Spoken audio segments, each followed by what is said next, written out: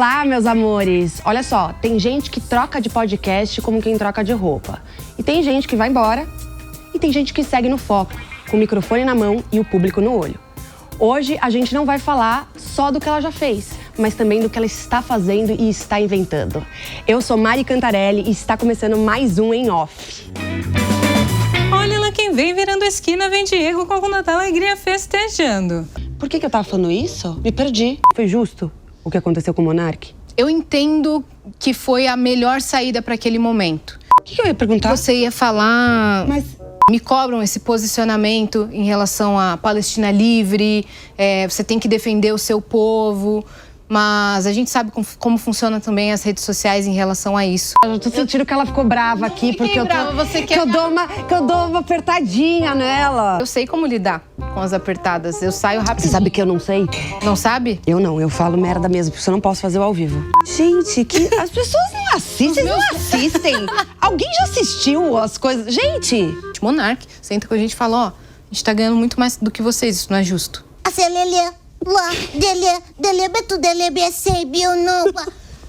Minha mãe não entendeu nada, né?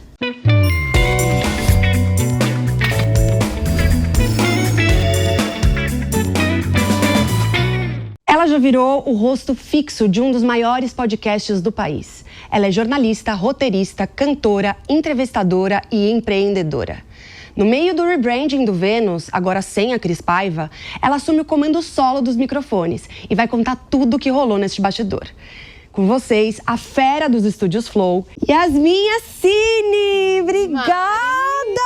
Obrigada por participar do nosso programa. Obrigada, seja bem-vinda. Pelo convite. Eu adoro também estar aqui desse lado. Você costuma dar bastante entrevista? Porque eu só vejo você no papel de entrevistadora. Menos. Por exemplo, acho que eu dei, sei lá, umas 20, 30 entrevistas para 700 episódios que eu fui a pessoa do outro lado. Então, em comparação, eu falo menos desse lado, mas eu adoro também estar desse lado. Então, seja bem-vinda. E a primeira coisa que eu queria que você já contasse é um pouco de quem é você. E eu quero saber quem é Yasmin antes do Vênus Podcast, que foi o que te deu uma projeção enorme aí pra mídia brasileira. Nossa, eu vou começar a contar, você vai achar que eu pedi pro ChatGPT inventar uma história aleatória, mas não, é a minha história mesmo. Bom, eu sou atualmente apresentadora e sou criadora de conteúdo. Tem um podcast chamado Vênus, que foi o primeiro videocast feminino do Brasil, né? A gente tá aí completando quase 5 anos de existência. Já? Já. Loucura, né, Mari? Mais de 700 episódios, então, assim, muito conteúdo pra galera. E antes de fazer o Vênus, eu era DJ e cantora de eventos. Então, trabalhava com música, trabalhava com freelas, assim. Só que eu viralizei na internet imitando vozes. Não sei se você sabe disso. Eu sei, você imita a voz do Cebolinha. Isso. E a voz do Google. Exatamente isso. Cantando ragatanga. Foi assim... Deus pegou os 3 elementos mais aleatórios. Mas foi mais ou menos como? Só pra gente entender aqui, só uma palhinha, assim. Foi como que eu fiz? Então, estava certo dia na minha casa e vi que a Angélica Santos era a dubladora do Cebolinha. Ela era a voz original. Falei, a voz é de uma mulher. Fiquei tentando imitar. Coelho encaldido. Aí eu tava no Uber e aí começou a tocar a voz do GPS. Em 200 metros você chegou ao seu destino. E aí eu comecei a imitar essas 2 vozes apenas. Do nada, no mesmo ano, eu resolvi fazer esse vídeo. Coloquei meu celular numa pilha de livros de qualidade duvidosa, meu celular era. Botei lá o som no computador e comecei. Olha lá quem vem virando a esquina, vem Diego com a alegria festejando. E aí, no refrão, eu mandei um...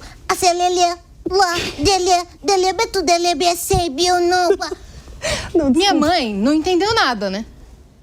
Minha mãe não entendeu nada. O que é isso no seu quarto, filha? O que é a Celelê? Quem vem virando a esquina. Ninguém entendeu. Subi o vídeo pro Facebook, em 2017 era. Viralizou. Assim, ó, milhões. E aí, como é que você vai parar no podcast? No Flow, né? No Flow Studios e no podcast Vênus? Então, é tudo um efeito borboleta na minha vida. Uma coisa que leva a outra porta, eu abraço uma oportunidade. Eu viralizei em 2017, mas eu continuei trabalhando como DJ e cantora, porque há 8 anos não era comum você viralizar e já fechar várias publicidades, já monetizar o seu trabalho na internet. Então, passei muitos anos fazendo conteúdo para a internet sem ganhar um centavo. Então, continuei trabalhando com eventos, fazia também freela, eu era recepcionista de um hostel, que eu falo inglês também, então era recepcionista bilíngue. Aí, beleza, veio a pandemia, 2020. Quantos anos você tem agora? Agora eu tenho 29. E tudo isso aconteceu? Quando você eu tinha 21. Tá.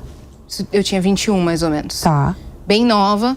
E aí veio a pandemia, eu tava com 24, eu acredito, 24, 25. E aí eu perdi todos os eventos. Todos os meus eventos. E aí não entrava nada de renda. Eu falei, cara, quer saber? É o momento que eu vou pegar e focar na internet. Porque eu tinha ganhado um público. Na época era muita coisa, mas hoje você vê a pessoa viraliza e ganha 1 milhão, né? Eu ganhei 50 mil seguidores naquela época. Falei, cara, eu vou testar meus conteúdos aqui nesse Instagram. Comecei a postar vídeo imitando, cantando. Comecei a postar vídeo cozinhando. Testei todo tipo de conteúdo. Aí, eu fui gravar aquele quadro dos Castro Brothers. Não sei se você já viu, que é Não Pode Rir, UTC. Tá. É uma batalha em que cada um lê uma piada e você não pode rir. Sei. E aí, esse vídeo também viralizou super. Mas quem tava nessa gravação que eu fui? O Zé Graça, que é um cara dos primórdios da internet, que antes só aparecia a voz dele. Não sei se você conhece ele, que falava, alô, menininha! O Zé Graça me viu aquela gravação e falou, cara, gostei dessa menina. Beleza, fixou na mente dele. Mas uma gravação era um conteúdo seu de internet? Era um conteúdo dos Castro Brothers, Tá. que eu fui fazer... Bom, você que fala Castro Brothers. É difícil, né? Desculpa. Não, imagina. A minha língua também enrola quando eu imito Cebolinha. Você tá imitando Cebolinha. Eu, no caso, eu só tô sendo eu mesma, o que é um problema. Mas, então, vamos lá. Voltando. Você começa a gravar esses vídeos, daí você vai pro Castro Brothers. Exatamente. E aí... O Zé Graça... Te vê. Me vê. E só. E beleza, ficção na mente. O Zé Graça começou a fazer o podcast dele dentro dos estúdios Flow, que tinham acabado de se mudar para São Paulo. Flow vira o primeiro videocast oficial do Brasil, certo? Eles começam em Curitiba, num estúdio. 1 ano depois, mais ou menos, ou 2, eles vêm para São Paulo. E aí começa aquele auge do podcast na pandemia. E aí, eles começam a abraçar outros criadores de conteúdo que querem fazer um podcast no mesmo estúdio. O Zé Graça e o Vinheteiro, né? Que também tá sempre aqui na Jovem Pan. Eles quiseram fazer um podcast lá, eles abraçaram, chamava Master. E o Zé Graça falou, quem de mulher eu poderia convidar pro nosso podcast? Cara, tinha uma menina muito legal que eu conheci naquela gravação. Chama ela. Eu, na minha casa, pandemia, sem evento, recebo um convite pro tal de podcast. Eu vou, né? Chego lá, achei que era gravado, achei que durasse 40 minutos. Era ao vivo, com duração de 3 horas. Eu tava totalmente fora da minha zona de conforto, mas eu topei, falei, vamos embora. Os cortes pegaram mais de 1 milhão de views. O episódio foi super bem. E aí convidam você pro Flow pra você dar a entrevista também. Isso. No ao vivo. No ao vivo. E aí? Aí chego, faço o Flow ao vivo, né? Eu lembro, era 12 de outubro de 2020, nunca esqueço. E aí no ao vivo, o Igor e o Monark falaram, tu total tinha que ter um podcast. Você entendeu qual é o jogo, isso ao vivo. Tá lá no meu episódio, quem procurar, o de 2020. Eu falei, já que vocês estão se tornando uma produtora, se vocês produzirem, eu venho. Eles falaram, tá bom. E ficou isso. Fui pra minha casa, achei que tinha sido só uma brincadeira do ao vivo. Não, gata. E aí, quando ele sai, quando dá aquele assunto todo? Aí, em 2022, acontece o Monarch Day, que a gente chama assim lá na empresa, né? Foi um momento muito complicado. A gente tinha programa nesse dia, a gente tinha Vênus, acabou não tendo, mas a gente foi pra lá. E assim, eu lembro de poucas vezes em que o Flow teve esse clima de velório. Daquele dia teve, sabe? Era gente passando muito séria, gente de terno, advogado passando, e o CEO do Flow, e fazendo reunião lá em cima, e tudo muito incerto, e aí a gente soube, o Monark vai sair. E, claro, a gente ficou super chateada, porque, poxa, a gente era sócio. Ele fez parte ali de toda a trajetória, ele criou o Flow. Ele, por muitas vezes, foi muito justo com a gente, do tipo... Ele ajudou a criar o Vênus, e quando a gente chega no Vênus, a gente tinha um salário. Quando o Vênus começa a crescer e entrar um monte de patrocinador e o valor estava sendo muito acima do salário que a gente tinha, ele senta com a gente, Monark, senta com a gente e fala, ó, a gente está ganhando muito mais do que vocês, isso não é justo. Vamos ganhar todo mundo a mesma coisa? Vamos ser sócio? Ele colocou isso pra gente. Então, de diversas maneiras, ele foi ali uma peça-chave, um amigo. E aí, de repente, ele sai. Isso não só teve um impacto emocional na gente, mas também um impacto financeiro na empresa. Mas aí você está me contando, né, os fatos. Mas eu queria muito entender, primeiro, a sua opinião sobre o que aconteceu. O que a Yasmin acha disso? E se isso também teve algum impacto na sua forma de trabalhar. A gente estava falando um pouco sobre a dificuldade do ao vivo. Nosso programa aqui é gravado. E até você comentou, vou fazer como se fosse num ao vivo. E eu não vou refazer nada, né? Se eu falar alguma coisa, foi porque é isso, a gente quer naturalidade. Mas você entrou de cara com o ao vivo e eu imagino o quanto você começa a ficar talvez um pouco receoso, ou receosa, no caso, de falar alguma coisa e de repente acontece uma loucura como essa, né? Então eu queria muito entender, primeiro, a sua opinião, foi justo o que aconteceu com o Monark? Olha, Mari, eu entendo que foi a melhor saída para aquele momento, mas o Monark já estava visado ali, as pessoas já estavam tentando puxar o tapete dele há muito tempo. Quem? O público. O público já estava querendo que ele caísse, de certa forma, sabe? E então qualquer tropeço que ele desse, já ia acontecer. Mas eu entendo também que não foi um tropecinho. Ele falou uma frase que impacta muita gente. E tirada ali do contexto, realmente não soou bem, não foi uma frase que ele passou o que ele queria dizer de uma forma leve, de uma forma certa. Ele teve ali uma fala que eu também absolutamente não concordo, mas tinha todo um contexto que ele queria dizer. Ele deu o exemplo errado. Na minha opinião, ele citou o pior exemplo que ele podia citar. E aí as pessoas que estavam esperando ele cair já deram o último chute. E, infelizmente, não daria para mantê-lo. Não daria para mantê-lo. Foi realmente avassalador, assim. Essa atitude, tudo que aconteceu foi avassalador para a empresa. Eu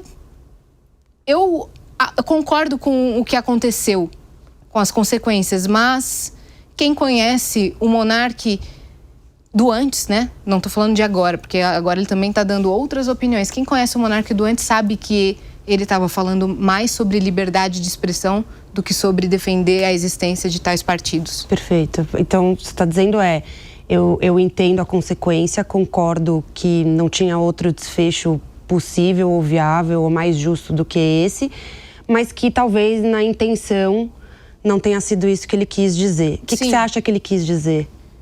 O que eu acho que ele quis dizer é que ele defende a liberdade de expressão. Ponto. Ele defende a pessoa fazer o que ela pensa em fazer e depois sofrer as consequências disso. Você acha que você ficou mais retraída depois desse acontecimento, com medo de talvez expor alguma opinião ou dizer alguma coisa? Eu vou te contar um pouco até do bastidor aqui do nosso Em Off. A gente fazendo pesquisa, a gente tem um quadro aqui onde a gente pega falas dos convidados e traz aqui para que a pessoa reavalie ou reafirme aquilo que ela disse. E normalmente a gente tenta pegar trechos ou falas que sejam mais polêmicas ou que tenham algum sentido duplo e que a gente precise trazer um viés. E foi muito difícil a gente achar uma fala sua. Sim, vocês estão tentando produzir agora, pelo que eu tô entendendo. Tá, Mari? Vocês não acharam, vocês estão tentando produzir, né? Então significa que isso tem um propósito, isso tudo é feito com, assim... Eu dificilmente sou polêmica, isso é fato. Mas por que você não tem opinião?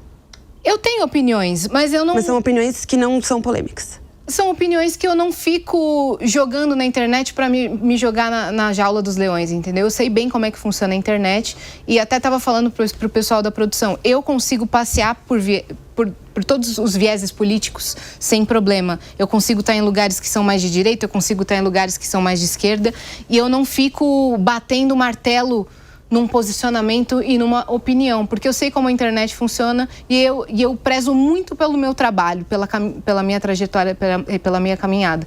Então, claro que eu tenho valores e opiniões morais que são inegociáveis para mim. Por exemplo? Isso que eu vou completar. que são inegociáveis para mim, mas eu não fico batendo o martelo nelas publicamente para depois um grupo pegar, tirar de contexto e me atacar, entendeu? Porque fazendo podcast, isso já aconteceu algumas vezes. Pois é, e eu acho que muito de vocês, então, já viralizou milhões de cortes de muitos tipos de convidados, de todos de todas as linhas de pensamento e pensamento político, e posicionamento. Então, às vezes, a gente vai ficando um pouco retraído. Então, é consciente essa sua escolha de não se posicionar em algumas questões ou de não expor. Tem alguma coisa que você teria coragem de expor que você não falou ainda em nenhum podcast ou nenhuma entrevista? Cara... Ou tem algum lado seu que seria legal as pessoas saberem ou conhecerem e que você ainda não teve essa oportunidade de falar com contexto, com espaço, com tranquilidade? Cara, eu sou de família árabe, né? Muçulmana. Meu pai tem a família toda árabe. Sempre me cobram esse posicionamento em relação à Palestina livre. Você tem que defender o seu povo. Mas a gente sabe como funcionam também as redes sociais em relação a isso. Muitas pessoas que foram à frente defender nos Reels, nos Stories e começaram a falar da guerra, o Instagram boicotou a página daquela pessoa. Então, é óbvio que eu não sou a favor dessa guerra. É óbvio que eu sou a favor do meu povo ficar vivo. Eu não tenho que ficar me posicionando o tempo todo e ser ali uma bandeira da guerra, quando é óbvio que eu defendo a liberdade e a existência das pessoas, do povo árabe, do povo palestino. Eu defendo. Eu sou contra a morte de civis inocentes em qualquer um dos lados. Eu sou contra a guerra, na verdade. E não é aquela coisa, pintei a unha de branco pela paz. Não. Eu não gostaria que existisse essa guerra. Meu pai saiu fugido de uma guerra civil. Ele saiu do berço dele, da terra dele, sem falar outro idioma. Chegou aqui no Brasil com a família, teve que lutar para ter um espaço, para ter um trabalho. E lutou assim, como um guerreiro, mas ele saiu de um contexto de guerra. Então é óbvio que esse contexto é super delicado pra gente. E olha só como tá hoje, ainda tá em guerra. Tá dito, tá falado. Parabéns pelo seu posicionamento. Obrigada. Muito bom. Agora, deixa eu te perguntar uma coisa. Você comentou que agora tá mudando um pouco o formato do Vênus. Então me explica uma coisa. Vênus é um podcast. Esse podcast agora será dividido em 2 outros formatos que ainda continuam sendo Vênus. Tá. O Vênus, hoje, ele se torna ali uma hub de conteúdos, né? O Vênus agora é como se fosse uma emissora. Antes começou como Vênus Podcast, mas agora é o Vênus, é um canal. É um produto que virou uma marca agora, que abrange vários produtos. Exatamente. E eu e a Cris apresentamos o Vênus ali no formato podcast por 4 anos e meio, por quase 5 anos juntas, né? E agora a gente tomou essa decisão de cada uma vai ter o seu próprio programa. Porque a gente começou a fazer outros conteúdos dentro do canal, além do podcast. Então a gente faz um quadro de entretenimento, que é de descobrir quem é o impostor, que se chama Aquelas Minas. A gente fez um produto sobre True Crime, que é o Vênus Investiga.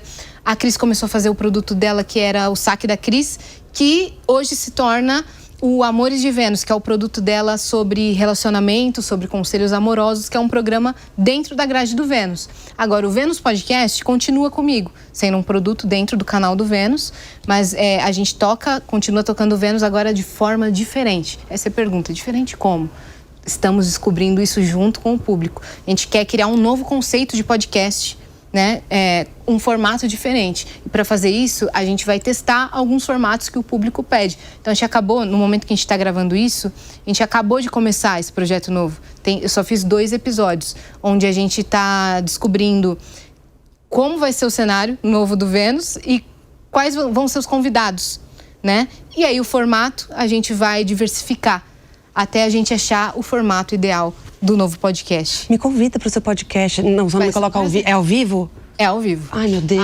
Vou te colocar. Mas você gravou 2 ao vivo já? Foi ao isso? Vivo. Foi mas no mesmo dia? Não. Você fez um semana passada e um nessa semana? Não, foi um segunda e um terça. É todo dia você vai fazer? 3 a 4 vezes na semana. Isso a gente sempre teve essa frequência. No início eram 5 vezes na semana.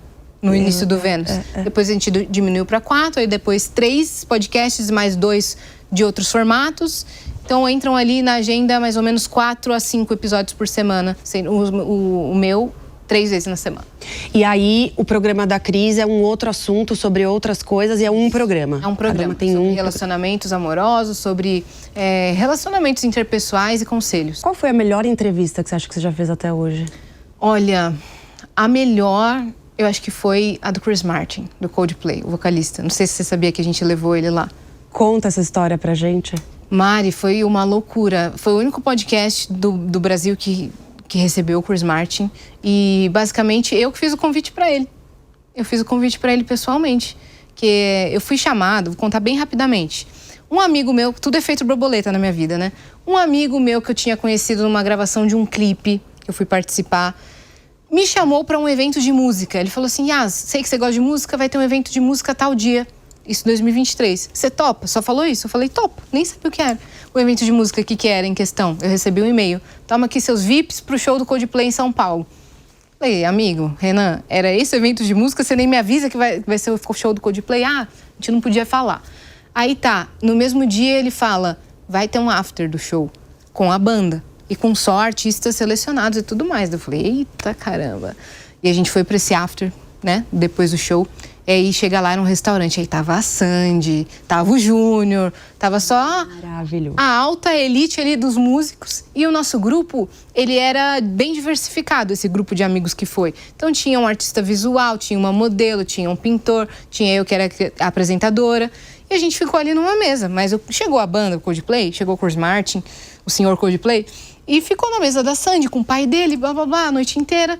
Quando deu meia-noite, metade da minha mesa foi embora. Falei, bom, meia-noite, jantamos aqui, foi legal o after, mas ele não veio falar com a gente e vou embora também. Quando a gente estava levantando, o Chris Martin veio e sentou. Sentou ali do meu lado. Mas você falou, oi, não pode vir no meu podcast? Quase isso. Mas eu não sou tão... eu não sou tão forçada assim, sabe? Eu não gosto de deixar a pessoa num convite... sabe, numa parede ali. E aí, ele começou a perguntar nome, signo e profissão de cada um da mesa. Nome, signo e profissão. Nossa! Bem específico. E aí, cada um deu seu nome e signo. Eu falei que era Yasmin Leonina e apresentava um podcast. Aí ele falou, adorei essa mesa, vocês são artistas diversificados. Yasmin, pega aqui o número da minha produção. Você vai trazer todos no próximo show de amanhã, tá? Eu fiquei incumbida dessa missão, de trazer toda a galera. Eu entrei em contato com a produção. Quantos ingressos você vai querer? De repente, eu virei RP do Coldplay no Brasil, Mari. Maravilhosa. E aí, depois que passaram uns 2, 3 dias, e a gente conversou ali, depois do próximo show, o Chris Martin falou, você gostou de vir aos shows e tal, posso te ajudar mais em alguma coisa? Daí eu falei pra ele, tem uma coisa. Já que você perguntou... Sim. Já que você perguntou, e ele tinha pesquisado o meu trabalho, de fato. Ele falou, nossa, eu gostei que você é muito autêntica nos seus conteúdos. Ele viu minhas imitações. Maravilhoso. E viu o podcast. Ele falou, é bem diversificado. É de fofoca? Não, né? Eu falei, não é de fofoca, é sobre a história das pessoas. Eu falei, você gostaria de vir ao Vênus? Sem pressão, mas seria muito especial. Mandei assim no grupo do Vênus. Pessoal, pode ser ou pode não ser que o Chris Martin seja o nosso próximo convidado do Vênus. Aí todo mundo ficou... sabe aquele meme, todo mundo correndo e fogo, prédio pegando fogo. Mas você acha que foi a melhor porque pelo tamanho do convidado ou porque ele trouxe alguma coisa que te marcou, ou falou alguma coisa que te marcou? Ou teve um bastidor que você pode contar pra gente? Olha, foi pelo combo. Foi muito especial, foi muito grandioso. Ele foi um ser humano incrível. Então ele foi lá, né? A gente fez a entrevista com ele. Era só 20 minutos, ele nos deu 40 minutos. Maravilhoso. A Cris não fala inglês, ela falava um pouco de inglês e ele prontamente a incluiu na conversa. Ele pediu desculpas que ele não falava português, a incluiu, porque ele sabia o possível hate que ela ia sofrer. Olha... Entendeu? E ele nos deu ali com exclusividade, contou várias histórias, foi super solícito. E ele me deu um livro de presente também, ele me deu um livro, ele virou o meu amigo. Que legal. Ele virou o meu amigo. E ele deixou a gente também visitar o palco do Coldplay por completo, apresentou pra gente o pai dele. Maravilha. Então, pela grandiosidade, pelas coisas que eu aprendi com ele como ser humano, ele não deixa de... Por quê? Ele não deixa ninguém de fora, ele presta atenção. Desde o primeiro minuto que você conhece ele quer saber nome, signo, profissão, ele presta atenção em cada uma das pessoas. Então nada passa batido, assim. Sim. Ele vive o momento, os pequenos detalhes, as pequenas grandes coisas, ele tá sempre aproveitando. E apesar dele ter uma rotina super cansativa, aqui, só em São Paulo, ele fez 11 shows. A gente foi pro samba, todo esse grupo de amigos, a gente foi pro samba, a gente foi pra um show de piano. A gente, saiu com o Chris Martin e viu o artista que ele é, o ser humano que ele é por trás do artista. Então ele me ensinou muito a prestar atenção nas pessoas e, não que já não fizesse isso, né? Mas a dar importância para cada uma das pessoas e para cada profissão. Como é que é para você hoje a relação ser uma pessoa pública, né, uma mulher de grande visibilidade e tudo, e um pouco, e aí até uma pergunta, né, existe um conservadorismo da parte da sua família em relação a isso? Existe uma preocupação? Existe algum tipo de orientação nesse sentido? Olha, eu acho que já existiu mais. Quando eu era criança, adolescente, eu sentia mais essa pressão de você tem que ser certinha, você não pode desonrar a sua família, sabe? Não se exponha demais. Isso. Mas poucas pessoas na minha família árabe inteira, olha que a família árabe é bem grande. Essa coisa de desonrar é uma coisa que faz um pouco, pelo menos do imaginário de quem tá de fora, né? Tá um pouco presente, assim, na cultura. O que significa árabe efetivamente desonhar a família árabe, uma mulher desonhar a família árabe? Desonrar o nome da sua família, por exemplo, com algumas práticas que vão contra a religião ou a cultura.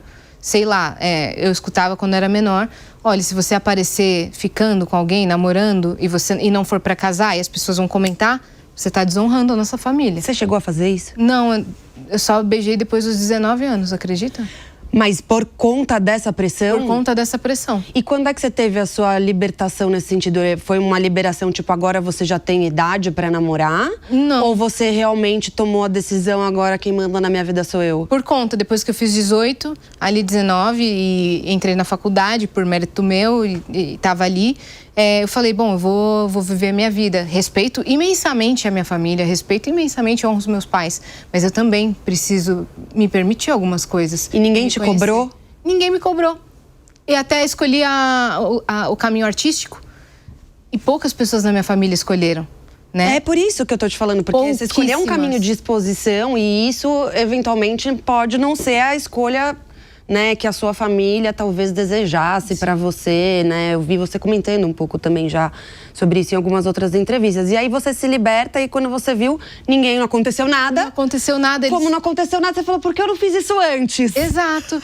Mas acho que antes não seria tão bacana. Eu acho que foi no tempo certo e minha família super apoia o meu trabalho hoje em dia. Até eu participei do webbullying do Maurício Meirelles. E ele jogou lá no grupo da família a foto de alguém da plateia e falou, família, tô namorando, vocês aprovam? Começou a brincar com isso. E a minha família entrou na pilha. Você já apresentou namorado pra família? Não. Ninguém? Ninguém. Nenhuma? É. Pra ninguém? Pra ninguém. Não fala sobre isso? Não. É um tabu? É um pouco de um tabu. Não me senti confortável de apresentar ninguém até o momento, né? Acho que eu vivo a minha vida pessoal de forma bem restrita, bem privada. Isso até na internet também.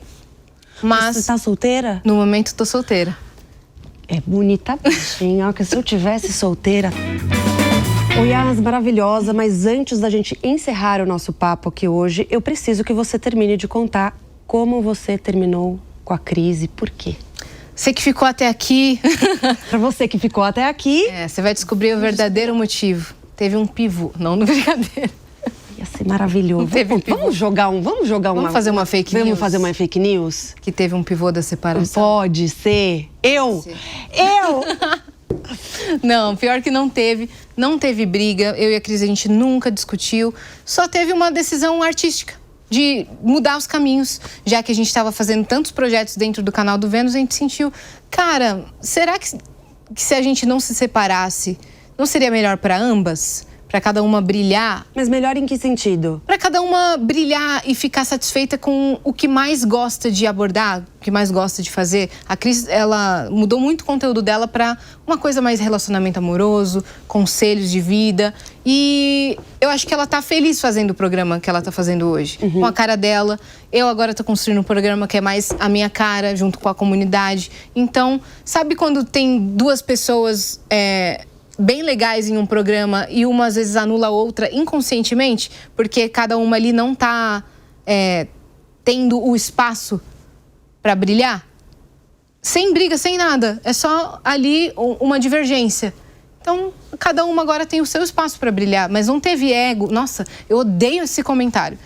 Luta de ego. Não teve luta de ego. Senão a gente não teria feito 5 anos de programa. É engraçado, né? Porque eu não sei se fariam esse tipo de comentário se não fossem 2 mulheres. Não. E entre Igor e Monark não tinha esse comentário. Exatamente. Porque a mulher, mas você já percebeu, a mulher era sempre colocada num lugar de que se estão juntas, prosperando juntas, crescendo juntas e são gigantes juntas, vão competir. Sempre a rivalidade. A mulher sempre acaba sendo colocada nesse lugar de rivalidade. É por isso que acaba sendo tão difícil a gente esperar sororidade, como você comentou, tem comentários maldosos e falas muito duras que a gente ouve de outras mulheres, o que é muito triste, mas que tem a ver com toda uma questão de machismo estrutural ali por trás desse tipo de comentário. Eu acho que se vocês fossem 2 homens, muito provavelmente não seria por aí.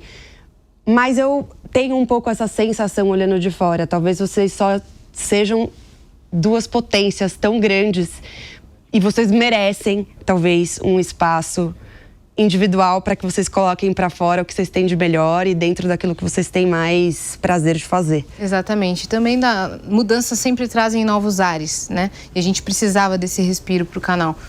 Então acho que vai ser importante agora essa nova fase. Então tá bom, eu Obrigada adorei, pelo convite, Mari. Eu amei. Espero que você tenha gostado. Eu amei, adorei. E ela segue com o microfone na mão e um novo caminho traçado. Numa fase que quem escolhe junto com ela é o público, mas ela tá lá, segurando. Para acompanhar essa conversa que eu tive na íntegra, é só clicar no link do nosso YouTube. O In Off continua por lá. Até a próxima semana.